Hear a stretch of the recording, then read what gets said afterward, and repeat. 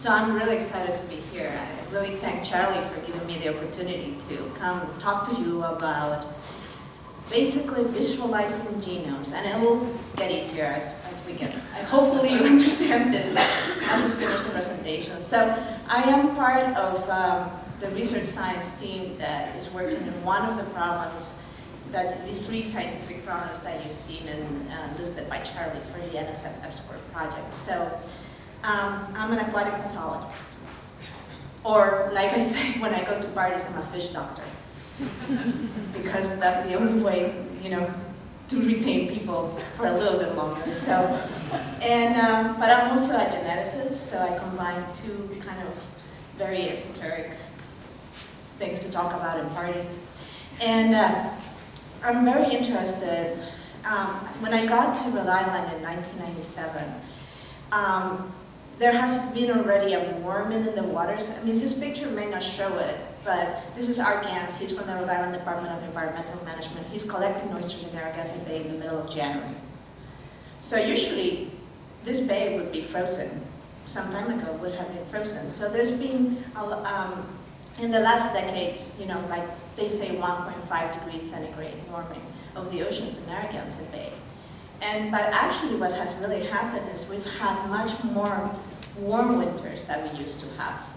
And that really actually in the 90s led to the explosion of two species in the bay, lobsters and oysters and many other ones. But those two were very important are very important to the economy of the state. And one thing that led, you had the increase of the oysters, you suddenly had a great fishermen are really happy, and then they crash. They crash because disease appeared. And the disease appeared in many cases through the combination of having a lot of oysters, but also the warming of the waters. So one of the things, I work in oysters, I work in flounder too, and many other marine organisms, but oysters are not the typical charismatic megafauna that students come to work with. They want to work with dolphins and whales when they come to the marine biology program. So it's really hard to convince them to work on an organism that doesn't do anything. But they are keystone species. They actually create a lot of habitat for other species. They are great at filtering water and cleaning the water.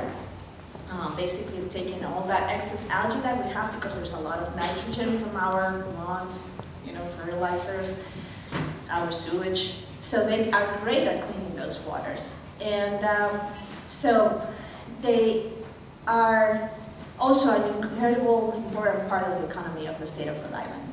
The aquaculture industry, when I came, was worth $100,000 in 1997. It's now $2 million worth, and it's been growing by leaps and bounds.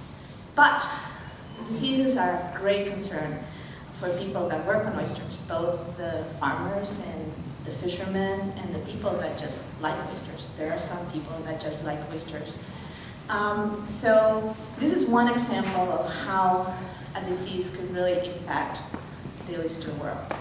And a couple, maybe 4 years ago, hatcheries in the west coast of the United States couldn't produce any larvae for the production for the farms. They were all killed. And that led to really a really bad year for the industry. So the industry in the West Coast was very organized in something called the Pacific Shellfish Growers Association. So the association went to the congressional delegations in the West Coast and managed to get money appropriated to work on the project. Scientists started to figure out what was going on, and they discovered that there was a little bacteria called Vibrio tubiaceae that was affecting the oysters and killing them. And only the larval oysters, the little tiny larval oysters. So this is how the Los Angeles Times was reporting on the issue. And first thing you'll notice is you have to say that this bacteria that kills the oysters doesn't kill humans. So you don't stop eating oysters. That's a key thing for the communication. But then they had to explain how oysters live.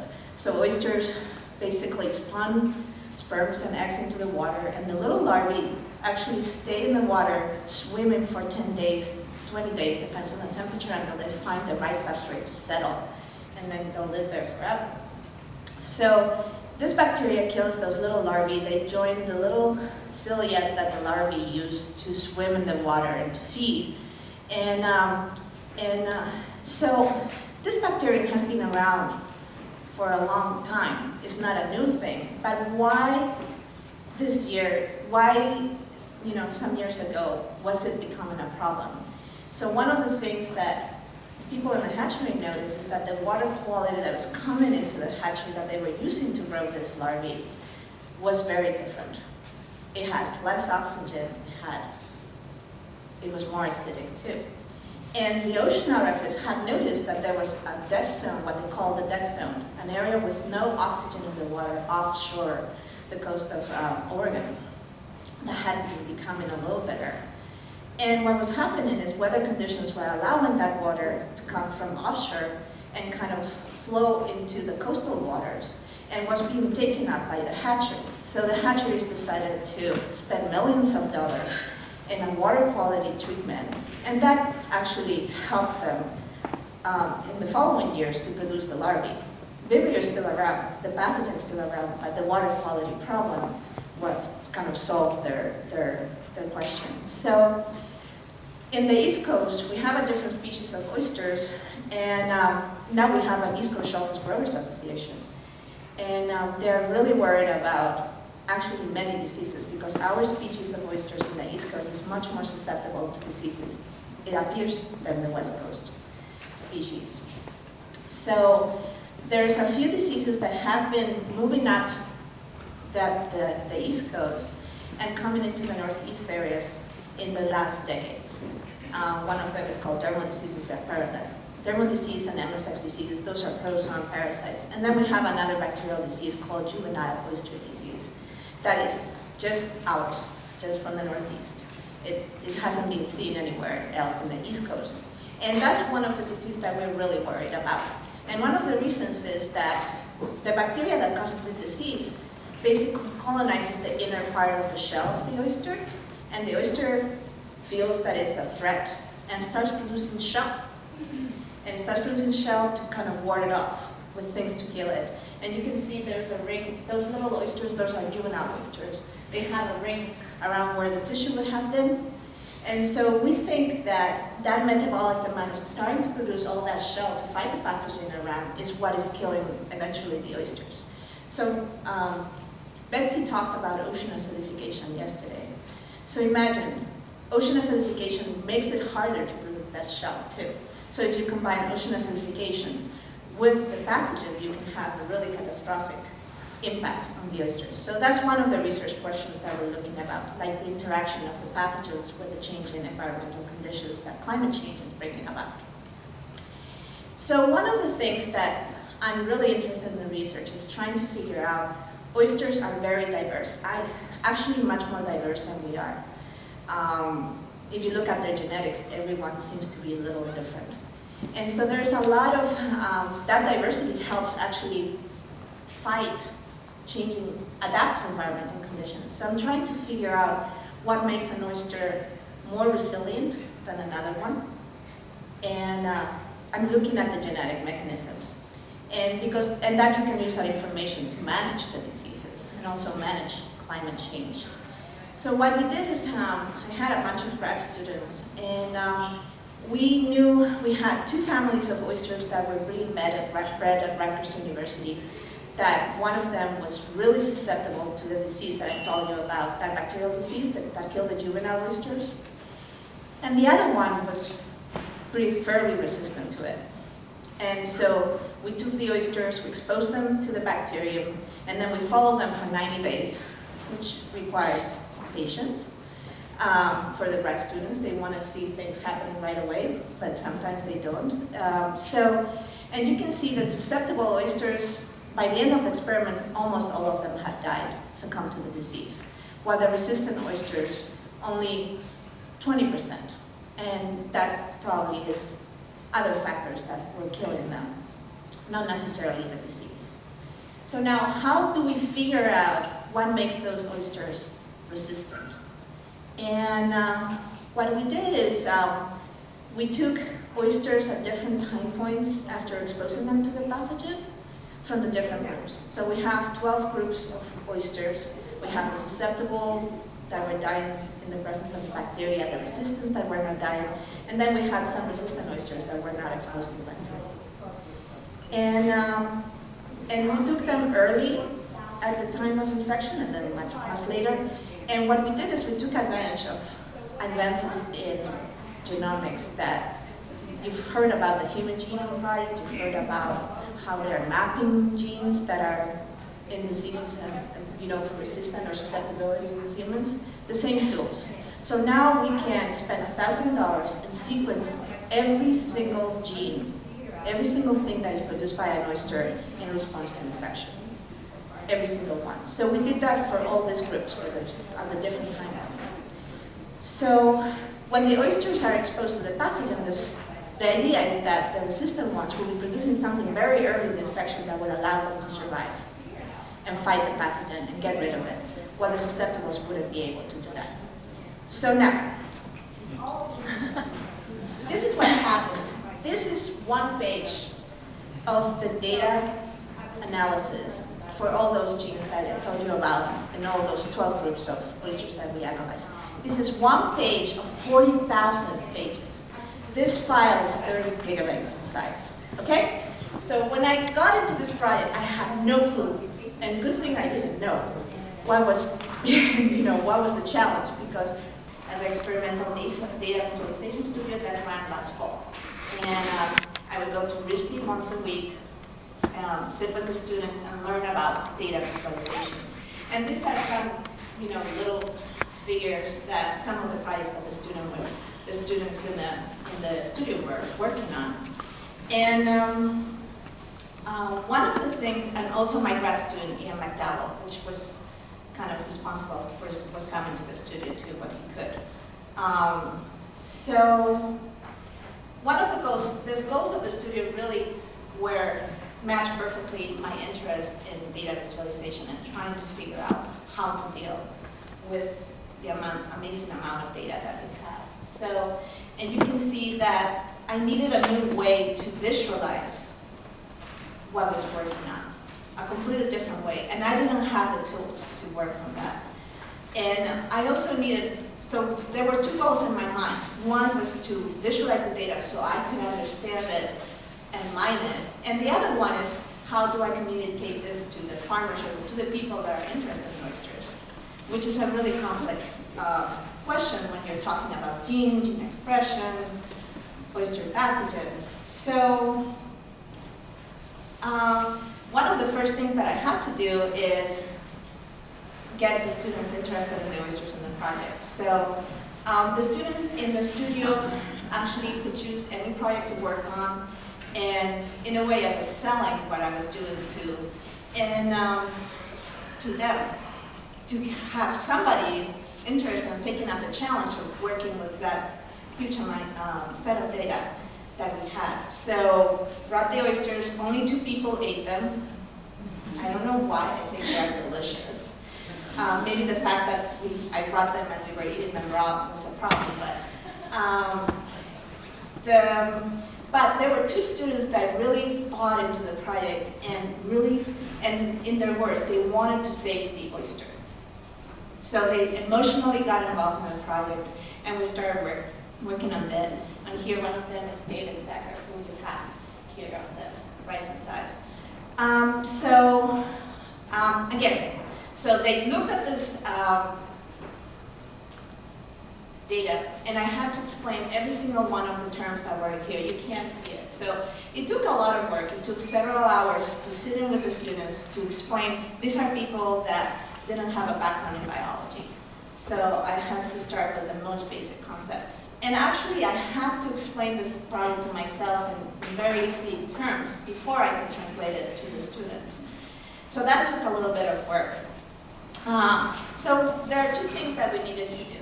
So in order to kind of parse the data that we had, first, we wanted to look at those genes that the oysters are producing, the resistant oysters are producing in the early time points, but not later, when the pathogen is not a problem, and that the susceptible oysters are not producing. So that was one thing that we're using. And the other thing is, I was looking for genes that form families. And why? Because the immune system, what we use to fight diseases, there are many pathogens out there. So we usually have family of a particular protein that can recognize a pathogen. And because the pathogens are so variable, you have many different forms of that particular gene, different families. So all of them are very similar, they work very similarly, but they can recognize many different, the diversity of the microbial world out there that we're exposed to. So there's an open source program, there's a lot of work in the scientific visualization field. And one of the tools that we were already using was called Cytoscape. It's an open source program. And you can see how it grouped the genes that I had in different networks. So what Jack Lowell and David Sacker did is they took the networks that had the most members. Those are the ones that I really wanted to work. And I wanted to superimpose on that the data from the gene expression, the differences between the groups that I was studying, how they vary with time. So I needed something that was a little more interactive than what Cytoscape was allowing me to do. So this is the first result from the visualization project, and I wish I could make it more interactive for you, but I didn't want to risk it. So one thing that you can see is, you see all those dots are different gene families. So we have all those families, all those networks that we have from Cytoscape, just placed up there without the relationship. That was just to make it easier in the first part. So then what we have is a series of sliders on the left-hand side. And those are basically the comparisons between the different groups, the susceptible and the resistant oysters, and the early time points versus the late time points. And if you move the sliders, what happens is, if there's a huge difference between resistant and susceptible, usually that's all the way to the left on the first slider, only one of the genes will become dark in those networks. So can you imagine, if you move the slider a little forward, more genes will start lighting up. So originally, if you have nothing to select, it's all gray. And as you move the sliders, you start seeing things that pop up. So I'm interested in those networks in which only one or a couple of them light up when resistant oysters respond early in the section. So once you see those, you can click on the gene, on the different member, and you can see the information that we can get from databases. Is it similar to something else in humans or in other organisms? How does it respond? What kind of function does it have in other organisms? So we have all that information pop up. And then we have other screens in which we can see how they change with time. So basically this allows us to visualize a lot of genes and how they change with time in the two families that we're working with very easily. And this is kind of the first iteration that we happen to have during the studio. So the students were learning how to use the tools. This was done with a program called Open Frameworks. And so now we are really working on more the visual representation and how to communicate it. This is very successful for us to mine the genes and to find patterns that we can explore scientifically, but it's not necessarily the easiest thing to communicate to the public. So we continue working now in a different format. Before we were working on a studio format, and now we're working more as independent project with the students to continue the project and make it better, and make it a tool that many people can use. Another thing that came out, this is another visualization that Q-Sheen, which was the TA in the studio, and did. And I wanted to talk about this, kept the network structure that we have from Cytoscape, and added the gene expression data in a very powerful way, visual way. And so one thing that surprised me is when Q said, why did you choose those colors? The colors are, the different colors are the different families, like the light brown is the susceptible and the darker gray is kind of the green is the resistant family. And then you have, then culture cost on the top is time 0, then you have time, time 1, day 1, day 15, day 30, day 45. So the shape and the color of each node, of each gene, will tell you, if you know what you're looking for, it will tell you which ones you want to focus on very easily. But I asked you, why did he choose those colors? And he said he did an internet search of which colors people associate with oysters, and these are the color that he came up with. So that thought that I would have never thought about that, that's for sure. So I think that this was a very powerful experience for me. I learned a lot about data visualization. I also learned a lot about how to work collaboratively with designers in an educational context. I think that one of the most powerful things is working with students, training them, and also seeing how the grad students, both scientists and also designers, started to work together and forming teams that are actually working, because I don't do this work, let's be honest. I just kind of direct, but the students, the grad students are working on that. And also they are learning that to work, when I got trained as a scientist, I didn't get trained in communication, visualization, any of that. I had to learn as I was going through. And now I think graduate programs should include more of this in the design of their curriculum. So we have more of an interdisciplinary collaboration going on during the educational process. So I think that's all I have for you. And Charlie is coming back to talk about activism.